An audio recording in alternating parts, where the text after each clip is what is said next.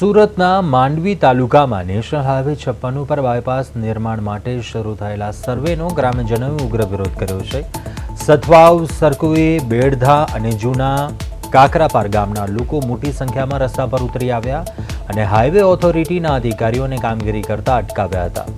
આ વિરોધ પ્રદર્શનમાં પૂર્વ ધારાસભ્ય આનંદ ચૌધરી સહિતના સ્થાનિક આગેવાનો પણ જોડાયા। મામલો વિચકાતા માંડવી પોલીસનો કાફલો ઘટનાસ્થળે દોડી આવ્યો હતો। ગ્રામજનોની માંગણી છે કે સાંસદ અને સ્થાનિક ધારાસભ્યની હાજરીમાં પહેલા બેઠક યોજાઈ અને ગામની જમીન મુદ્દે યોગ્ય સમાધાન આવે। હાલમાં પોલીસે મધ્યસ્થીથી મામલો શાંત પડ્યો છે, પરંતુ ગ્રામજનોએ માંગ ન સંતોષાય તો ઉગ્ર આંદોલનની ચીમકી આપી છે।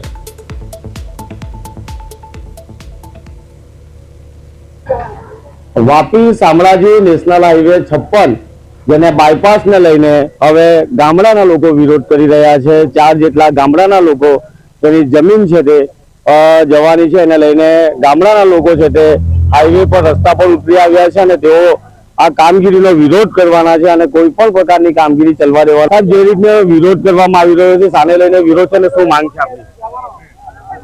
જે રીતે નેશનલ હાઈવે નંબર 56 અને કેવડિયા કોલોનીથી ઠેઠ વાપી સુધીની જો રસ્તાની માંગ છે અને વાઇડનિંગ કરવાનો પ્રશ્ન છે, પરંતુ કહેવાતા ભાજપના નેતાઓની વચ્ચે આશ્રમો, જગ્યા અને માંડવી શહેરમાં પણ સ્થાપિત હિતોની જગ્યાઓ બચાવવા માટે નિર્દોષ આદિવાસીઓની જમીન 10 કિલોમીટર વળાંક કરીને એક નવો બ્રિજ બનાવીને લોકોની જમીન હડપ કરવાનો પ્રશ્ન આવે છે। એટલા માટે આ લોકો વિરોધ કરે છે અને અમે પણ એમાં સંમત છીએ કે જે રસ્તો છે ઓલરેડી તૈયાર, એમાં જેટલું વાઇડનિંગ કરવું હોય એ નેશનલ હાઈવે 56 નું એટલું કરો, એમાં જગ્યા આપવા તૈયાર છે, પણ નવી જગ્યા સંપાદન કરવાનું માંડીવાળું એટલા માટે વિનંતી કરવા આવ્યા છે। અને નેશનલ હાઈવે નંબર 56 ના ઓથોરિટી અને સરકારને પણ વિનંતી છે કે આદિવાસીઓની જગ્યા છીનવવાનું બંધ કરો,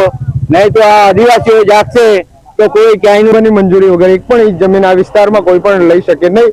એ દેશની સુપ્રીમ કોર્ટ પણ ગઈ છે અને બંધારણ પણ ગઈ છે। એને ઉલટવટ જઈને સ્થાનિક પ્રશાસન અને નેતાઓ સાથે હળી મળીને ખેડૂતોની જમીન છીનવી લેવાનું આ એક કાવતરું ઘરની જાય જમીન જાય તો આનાથી નુકસાન થાય। હા, તો તમારી શું માંગ છે? મારે જમીન નથી આપતી। નથી આપતી મતલબ 3 છોકરા છે, તે મારા છોકરા શું ખાય? આપણે તો જીવી જાય પણ પેઢી ને પેઢી શું ખાય? કરીશું, પરંતુ હાલ તો માંડવી પોલીસના કારણે મામલે ખાડો પડ્યો છે અને રસ્તામાં જે ચક્કાજામ કરવાની પરિસ્થિતિ હતી તે હાલ હલ થઈ છે અને પોલીસે પણ હાશકારો એટલા માટે લીધો છે કે કારણ કે ચક્કાજામ જે કરવાની વાતો હતી તે હાલ પૂરતું સ્થગિત થઈ ગયું છે ને પોલીસ દ્વારા હાલ લોકોને સમજાવવામાં આવ્યા છે અને આવનાર સમયમાં જે રીતે આ બાયપાસ રોડને કારણે જે કામગીરી હતી તેમાંથી કોઈ સમાધાન, કોઈ રસ્તો નીકળે તેની તેઓ માંગ કરી રહ્યા છે। કિરણસિંહ ગોહિલ, પ્રદેશ 24 ગુજરાતી,